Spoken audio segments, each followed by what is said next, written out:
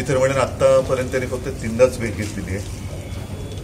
अजून या निमित्ताने विजय मिळवून अनेकदा भेटू दे अशा माझ्या त्याला शुभेच्छा. फेब्रुवारीमध्ये या मी चुकून निवडणुका बोलणार होतो. आमच्या पण निवडणुका फेब्रुवारीत आहेत, पण हिंद केसरी पण आहे. त्याला आता पूर्ण त्याचं लक्ष मला त्याच्यावरती पाहिजे. नोकऱ्या आहेत, नोकऱ्या मिळतील, त्या आता करूच, ते आमचं कर्तव्य आहे आणि ते मी करणार.